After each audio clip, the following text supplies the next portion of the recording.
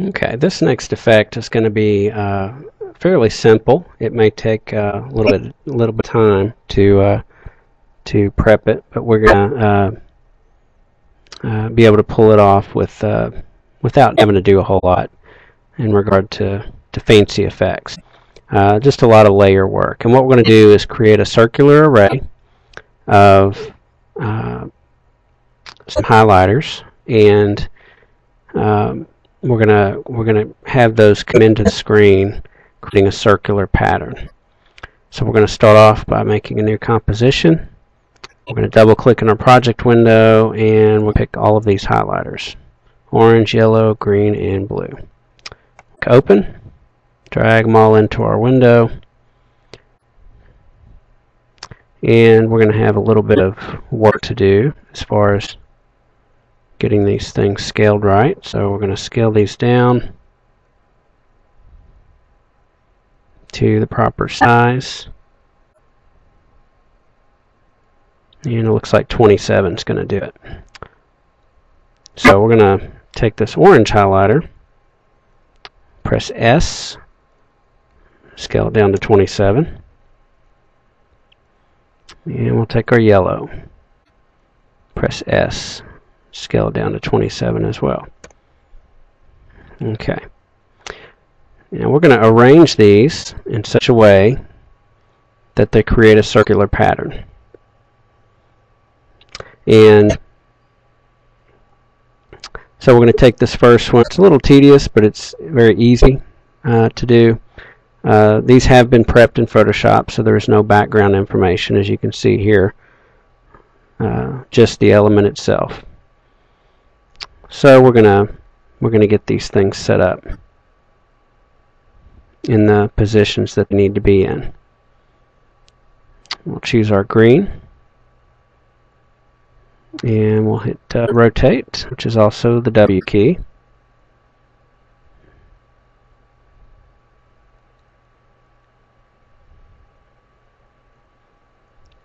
So this might be handy for an office type ad, office supplies type ad.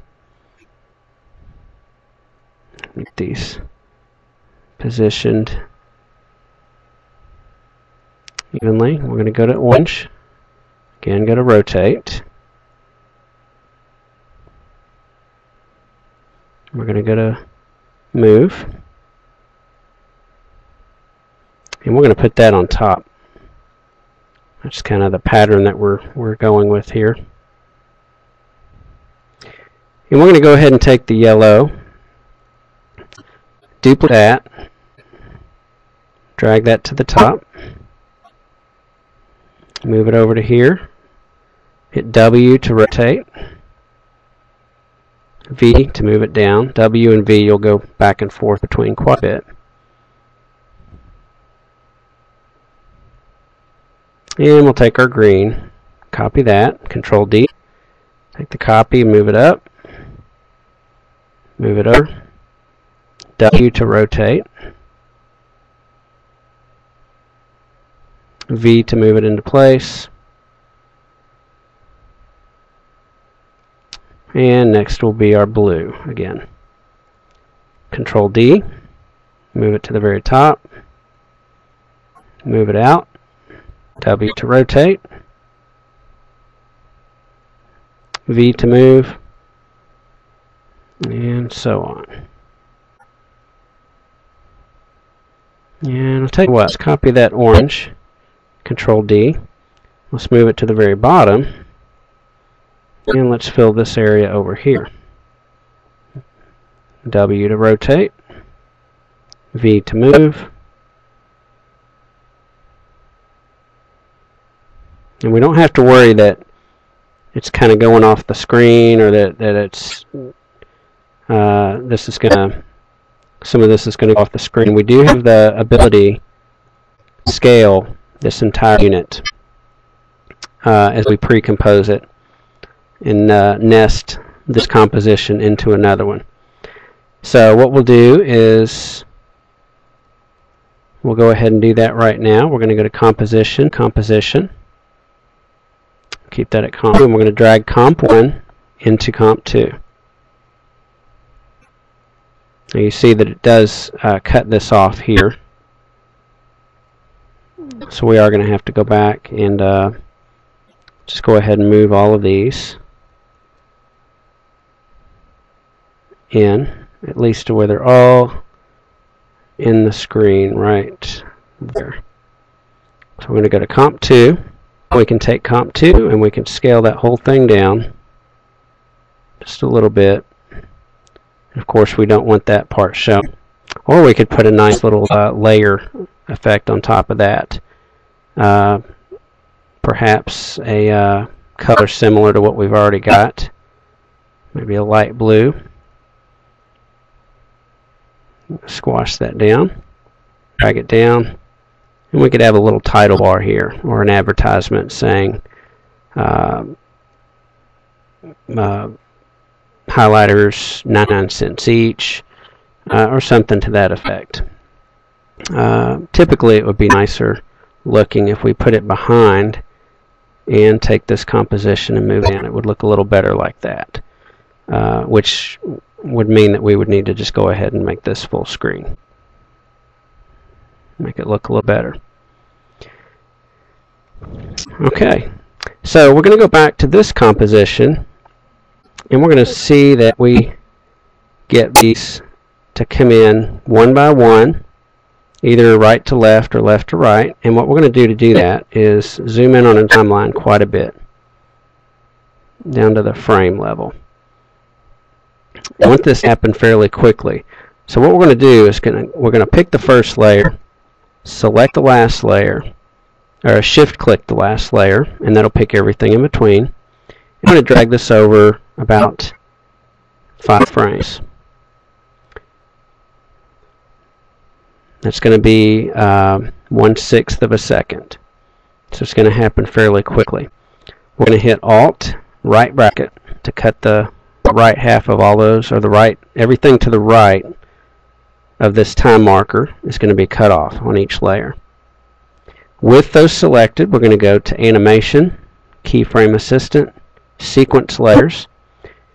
And what this will do is it'll sequence these, stair-stepping them. So when this one ends, this one starts. When this one ends, this one starts. It's going to stagger them. And it'll either stagger them to where they overlap a little bit, it'll fade from one to the next, or we can choose no overlap, and it'll provide just a quick cut from one to the next, a jump cut, just like this. So here's what we get at this point. And each one of them is appearing, but we want all of them to remain on the screen once they've appeared. So what we'll do is, with our current time marker at the very beginning, we're going to hit Alt, left bracket, and that is going to extend each layer back to, oh, you know what, and they disappear. I did that wrong. Let me undo that. We actually go to the other end. Did that backwards. We're going to go to the very end, and we're going to hit Alt, right bracket, and that's going to extend each of those layers to our current time marker. So as we drag this back, see it's hitting this layer, it displays the blue. It hits the next layer, displays the green, then the yellow and orange and blue, and so on.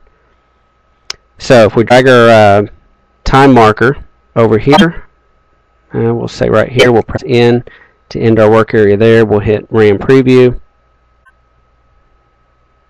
and there, that's what we get. So not bad. I'm going to hit Escape. This is what it looks like on our blue screen. So what we want to do now is add a little bit of depth to these. So we're going to add a drop shadow by going to Effect,